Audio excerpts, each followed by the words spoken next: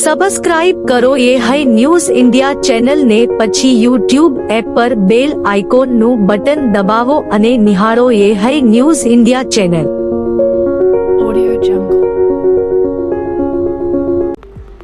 બનાસકાંઠાના એલસીબી પોલીસે થરાદ વિસ્તારમાં મોટી કાર્યવાહી કરી છે. પોલીસ પેટ્રોલિંગ દરમિયાન બાતમીના આધારે નાગલા ગામની સીમમાંથી નાકાબંધી કરી ઇકો ગાડી નંબર JJ27DH 5028 ને રોકી હતી અને ગાડીની તપાસ કરતા તેમાંથી ભારતીય બનાવટનો વિદેશી દારૂ અને બિયરની કુલ 480 બોટલ મળી આવી હતી, જેની કિંમત 1,04,928 રૂપિયા છે. એલસીબી પોલીસે ગાડી સહિત કુલ 5,14,928 રૂપિયાનો મુદ્દામાલ જપ્ત કર્યો છે. પોલીસે આ મામલે 2 આરોપીઓની ધરપકડ પણ કરી છે. પકડાયેલા આરોપીઓમાં શાતલપુર તાલુકાના સીધાડા ગામનો મોહિલ ખાન કરીમ ખાન રાઉમા અને પાટણકા ગામના ભરત ઉર્ફે ભચ્ચો જીવણભાઈ આયરનો સમાવેશ થાય છે. થરાદ પોલીસ સ્ટેશનમાં બંને આરોપીઓના વિરુદ્ધમાં ગુનો નોંધી કાયદેસરની કાર્યવાહી હાથ ધરવામાં આવી છે અને આરોપીઓ પાસેથી મળેલો દારૂ વગર પાસમનવીટનો હોવાનું પણ સામે આવ્યું છે. બનાસકાંઠા જિલ્લાના ધાનેરા નેનાવા 3 રસ્તા પાસે ત્રિપલ અકસ્માત સર્જાયો હતો, જેમાં પ્રાપ્ત માહિતી મુજબ સરકારી બસના ચાલકને છાતીમાં દુખાવો થતા સ્ટેરિંગ પરથી કાબુ ગુમાવતા આગળ જતા બસને બ્રેક મારતા ટ્રેક્ટરને ટક્કર મારતા ગટરમાં ખાબક્યું હતું, તો પાછળ બાઇક ચાલક બસને ભટકાયો હતો. અકસ્માત થતાની સાથે આજુબાજુના લોકો ઘટના સ્થળે પહોંચ્યા હતા, જ્યાં ટ્રેક્ટર ચાલક અને બાઇક ચાલકને ઈજાઓ થતા નજીકની હોસ્પિટલ ખસેડવામાં આવ્યા હતા. જોકે બસ ચાલકને છાતીમાં દુખાવો વધુ હોવાથી સારવાર અર્થે ખાનગી હોસ્પિટલમાં રિફર કરવામાં આવ્યો હતો. થરાદથી ધાનેરા તરફ 40 જેટલા પેસેન્જર લઈ આવતી બસ સાથે બની ઘટના તમામ મુસાફરો સહી સલામત હોવાથી રાહતના શ્વાસ. આ જ ગટરમાં અગાઉ પણ અનેકવાર સાધનો પડી ચૂક્યા છે. કાશ્મીરના પહેલગામમાં આતંકવાદી હુમલામાં 26 જેટલા નિર્દોષ યાત્રિકોની મોતને ઘાટ ઉતારનાર આતંકવાદીઓ વિરુદ્ધ દેશભરમાં ગુસ્સો અને આક્રોશ જોવા મળી રહ્યો છે. આજે બનાસકાંઠાના ધાનેરા મુકામે મુસ્લિમ સમાજના લોકો મોટી સંખ્યામાં નગરપાલિકા ચોકમાં ઉપસ્થિત રહી મીણબત્તી પ્રગટાવીને શ્રદ્ધાંજલિ અર્પી હતી અને 2 મિનિટનું મૌન પણ રાખ્યું હતું.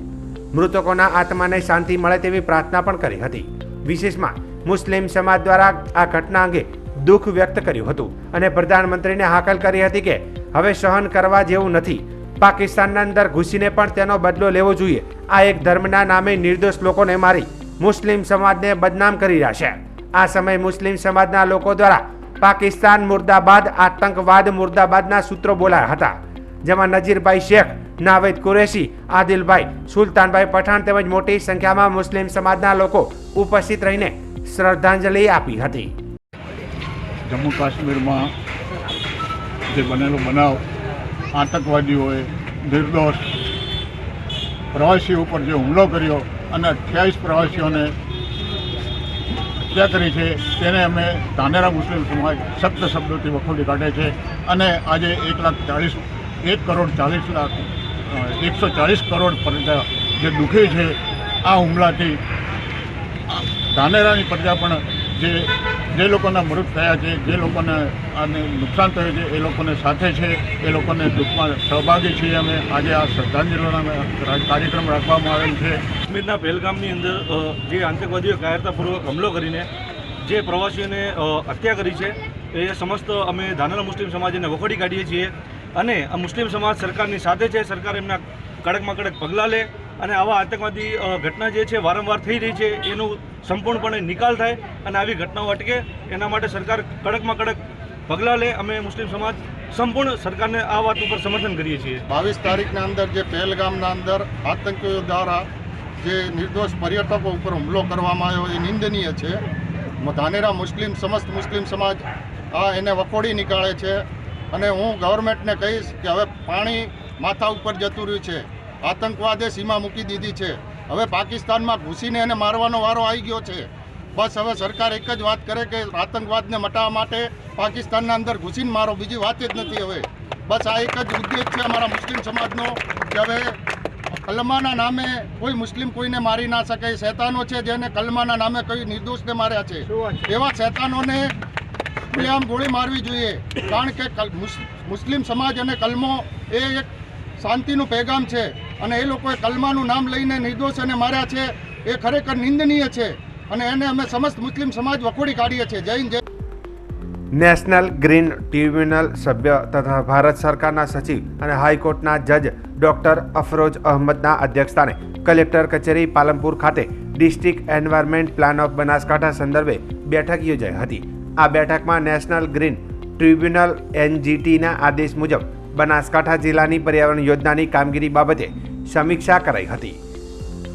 આ બેઠકમાં અધ્યક્ષ ડોક્ટર અફરોજ અહમદે જણાવ્યું હતું કે પર્યાવરણ એ આપણી ધરોહર અને ધર્મ છે. પર્યાવરણનું સંવર્ધન કરવું એ આપણા સૌ કોઈની જવાબદારી બને છે. આવનાર પેઢીનું ભવિષ્ય પર્યાવરણને આધીન છે. કુદરતી સંસાધનો લોકોની આજીવિકાનું સાધન છે. આજે ગુજરાતમાં લાખોની સંખ્યામાં પ્રવાસી પક્ષીઓ નિવાસ કરે છે. પેસ્ટિસાઇડનો ઉપયોગ ટાળવો જોઈએ તથા જંગલોમાં વધારો થાય તે મુજબ કામ કરવું જોઈએ.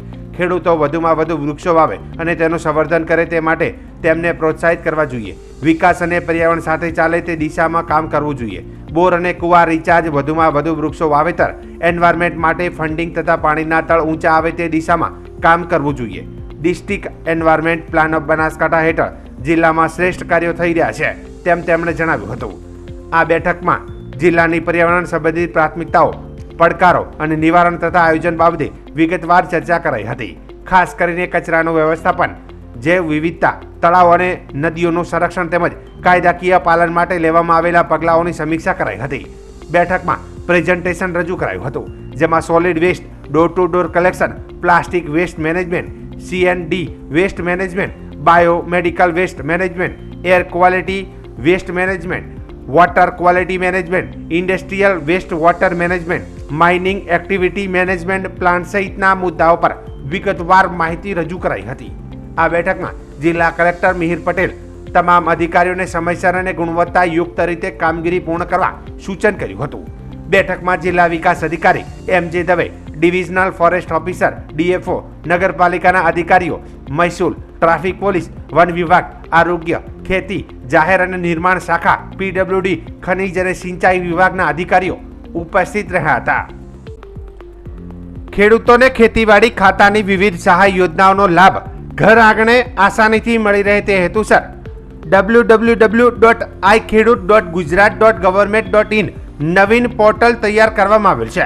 આ અંગે બનાસકાંઠા જિલ્લા ખેતીવાડી અધિકારી જિલ્લાના ખેડૂતોને આ નવીન પોર્ટલ પર વિવિધ સહાય યોજના માટે નોંધણી કરાવવાની અપીલ કરી છે. વર્ષ 2025-26 માટે ખેતીવાડી ખાતાની વિવિધ સહાય યોજનાનો લાભ લેવા માટે નવીન આઈ ખેડૂત પોર્ટલ 24 એપ્રિલ 2025 થી 15 મે 2025 સુધી દિન 22 માટે ખેડૂતો દ્વારા ઓનલાઈન અરજીઓ કરવા માટે ખુલ્લું મૂકવામાં આવેલ છે. અરજી કરતા પહેલા ખેડૂતોએ નોંધણી કરવી ફરજિયાત છે તેમજ નોંધણી કરવા માટે મોબાઈલ નંબર નાખવો ફરજિયાત રહેશે. નોંધણી થયા બાદ લાભ મેળવવા માટે ખેડૂતો ઓનલાઈન અરજી કરી શકાશે.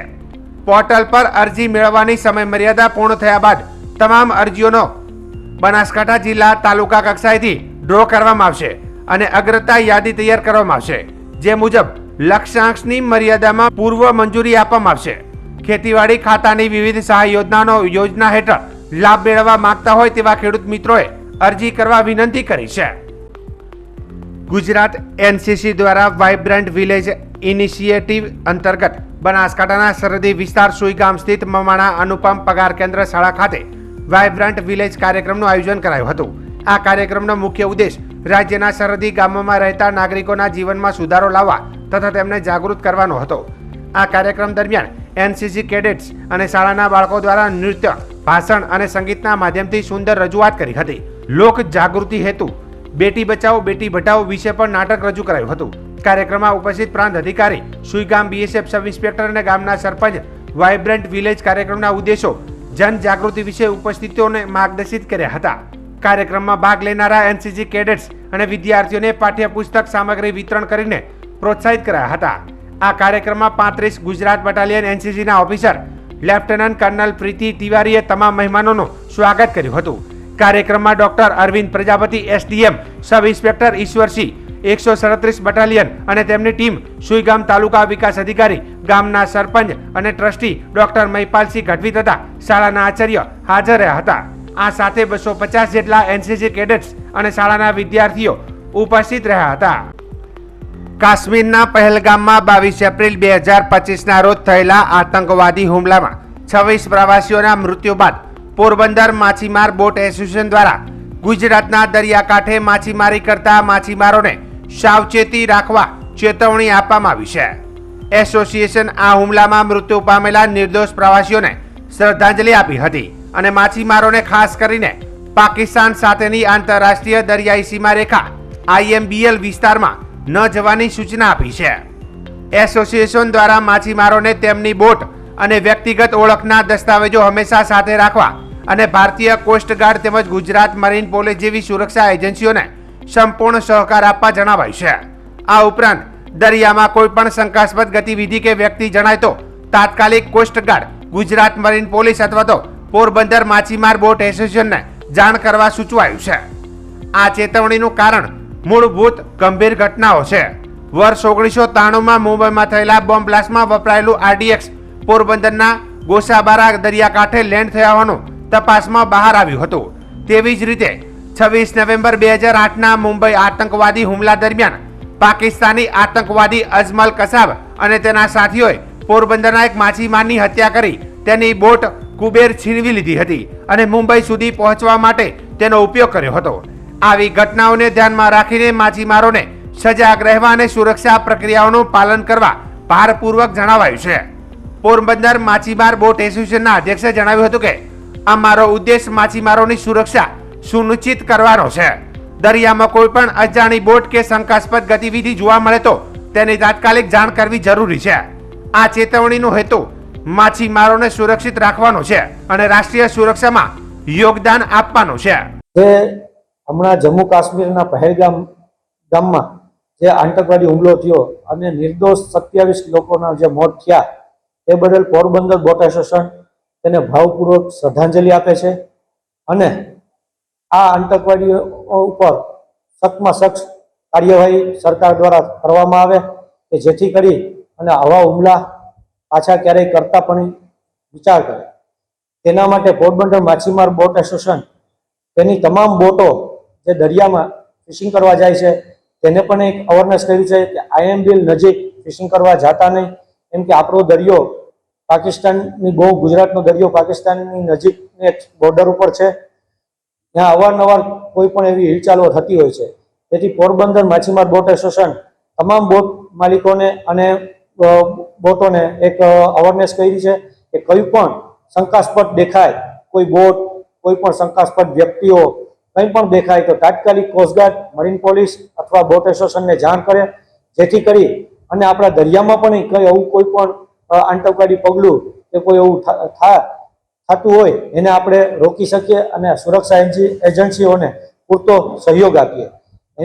એને પણ આપણે બધા બોટ માલિકોને અમે એક જાણ કરી છે કે સાથોસાથ તમે બોટના તમામ ઓરિજિનલ ડોક્યુમેન્ટ, આધાર કાર્ડ, ID પ્રૂફ સાથે રાખવા જેથી કરીને જ્યારે પણ કોઈ સુરક્ષા એજન્સી તમારી આઈડેન્ટિટી પ્રૂફ માંગે ત્યારે તમામ ડોક્યુમેન્ટની એક ફાઇલ તમારે સુરક્ષા એજન્સીને બતાવવી જેથી કરી અને કોઈ શંકાસ્પદ વસ્તુ કે કોઈ બનાવ બને નહીં. જમ્મુ અને કાશ્મીરના પહેલગામમાં 22 એપ્રિલે થયેલા આતંકવાદી હુમલામાં ધર્મના આધારે નિર્દોષ પ્રવાસીઓની હત્યા કરવામાં આવી, જેના વિરોધમાં ગાંધીનગર ઉત્તર વિધાનસભાના ધારાસભ્ય રીટાબેન પટેલની આગેવાનીમાં સહાય ફાઉન્ડેશન દ્વારા રામકથા મેદાન ખાતે શ્રદ્ધાંજલિ કાર્યક્રમ યોજાયો. આ કાર્યક્રમમાં 36 GNPL નાઇટ ક્રિકેટ ટુર્નામેન્ટ આયોજન સ્થળે મોટી સંખ્યામાં નાગરિકોએ ભાગ લઈ મૌન પાળી મીણબત્તી સાથે માર્ચ કરી શહીદોને શ્રદ્ધાંજલિ અર્પી હતી. ઉપસ્થિત લોકોએ પીડિત પરિવાર પ્રત્યે સહાનુભૂતિ વ્યક્ત કરી અને કાયરતાપૂર્ણ હુમલાની નિંદા કરી હતી. ધારાસભ્ય રીટાબેન પટેલે જણાવ્યું હતું કે પહેલગામમાં પાકિસ્તાન પ્રેરિત આતંકવાદીઓએ વેકેશન માણવા આવેલા પરિવાર પર ધર્મના આધારે ટાર્ગેટેડ હુમલો કર્યો, જે સમગ્ર દેશ માટે દુઃખદ અને શરમજનક ઘટના છે. આજનું ભારત નવું ભારત છે, જે પ્રધાનમંત્રી નરેન્દ્રભાઈ મોદીના નેતૃત્વમાં આતંકવાદ સામે ઝીરો ટોલરન્સની નીતિ અપનાવે છે. આતંકવાદીઓ અને તેમના પોષકોને જડબાતોડ જવાબ આપવામાં આવશે. દેશની જનતાને ભારતીય સૈન્યની ક્ષમતા અને મોદીજીના નેતૃત્વ પર સંપૂર્ણ વિશ્વાસ છે. કાર્યક્રમમાં શહેર ભાજપ અધ્યક્ષ रुचिर भट्ट, सहाय फाउंडेशन प्रमुख जीगर पटेल, मनपा स्टेन्डिंग कमिटी चेरमेन गौरांग व्यास, भाजप संगठन अग्रणीओ નગરસેવકોને મોટી સંખ્યામાં જનતા ઉપસ્થિત રહી હતી અને ઉપસ્થિત લોકોએ એકતાનું પ્રતીક દર્શાવતા આતંકવાદની નિંદા કરી અને શહીદોના આત્માને શાંતિ મળે તેવી પ્રાર્થના કરી હતી. કાશ્મીરમાં પહેલગામમાં જે નિર્દોષ મુસાફરી ટુરિસ્ટો પ્રવાસે ગયા હતા એમને પાકિસ્તાનના આતંકીઓ દ્વારા જે ક્રૂરતાથી એમની હત્યા કરવામાં આવી છે, એમને ગોળીએ ઉડાડી દેવામાં આવ્યા છે, ત્યારે આ જાણી જોઈને કરેલા ષડયંત્રના વિરુદ્ધમાં આજે સમગ્ર દેશની અંદર જે વિરોધ દર્શાવવામાં આવી રહ્યો છે અને એની સાથે સાથે ગાંધીનગરમાં પણ ગાંધીનગર મહાનગરમાં કાર્યકર્તાઓ, ગાંધીનગરની જનતા અને જ્યાં ક્રિકેટનું આયોજન કરેલું છે તે ખેલાડીઓ દ્વારા આ મૃતક પરિવારને સાંત્વના આપવા માટે અને એ આત્માને શાંતિ મળે એના માટે શ્રદ્ધાંજલિનો કાર્યક્રમ ગાંધીનગર મહાનગરમાં ક્રિકેટ ગ્રાઉન્ડ પર કરવામાં આવ્યો છે. ગુજરાત રાજ્યના ગૃહમંત્રી હર્ષ સંઘવી હસ્તક 18 કરોડના ખર્ચે નવનિર્માણ પામેલા જેલના સિપાઈ અને સ્ટાફ માટેના 61 આવાસોનું લોકાર્પણ કર્યું હતું. આ આવાસો જેલ સ્ટાફની રહેણાંક સુવિધા વધારવા માટે બનાવવામાં આવ્યા છે તેમ હર્ષ સંઘવીએ જણાવ્યું હતું. ભરૂચના ધારાસભ્ય રમેશ મિસ્ત્રી, વાગરાના ધારાસભ્ય અરુણસિંહ રાણા, જંબુસરના ધારાસભ્ય ડી.કે. સ્વામી અને સંસદ મનસુખ વસાવા ઉપસ્થિત રહ્યા હતા. આ ઉપરાંત જિલ્લા પંચાયતના પ્રમુખ મહેન્દ્રસિંહ વાસદિયા, ભાજપના જિલ્લા પ્રમુખ પ્રકાશ મોદી, કલેક્ટર ગૌરાંગ મકવાણા અને જિલ્લા પોલીસ વડા મયુર ચાવડા પણ હાજર રહ્યા હતા. ભરૂચ જિલ્લા વહીવટીતંત્ર, પોલીસ વિભાગના વિવિધ અધિકારીઓ, ચૂંટાયેલા પ્રતિનિધિઓ અને સૌ લોકો સાથે બેસીને ભરૂચ જિલ્લાના વિવિધ વિષયો પર ડિટેલ્ડ ચર્ચાઓ અને ખાસ કરીને ચૂંટાયેલા પ્રતિનિધિઓની પોતપોતાના વિસ્તારમાં જે સજેશનો છે, જે ફરિયાદો છે અને ખાસ ભવિષ્યની અંદર કયા વિષયો પર ગંભીરતાપૂર્વક કામગીરી કરી શકાય તે બાબતની એક બેઠકનું આયોજન કરવામાં આવ્યું હતું. સાથે સાથે ભરૂચ જિલ્લા જેલ વિભાગના આજે રહેણાંક મકાનોના લોકાર્પણનું બી એક કાર્યક્રમનું આયોજન કરવામાં આવ્યું હતું. આ રહેણાંક મકાનો થકી જેલ વિભાગના અમારા સિપાહીઓને, એમના પરિવારજનો જોડે એમની બધી જ મનોકામનાઓ અહીંયા પૂરી કરી શકે, પોતપોતાના પરિવારના બધા જ સપનાઓ અહીંયા સાકાર થાય તેવી હું શુભકામનાઓ આપું છું. આભાર.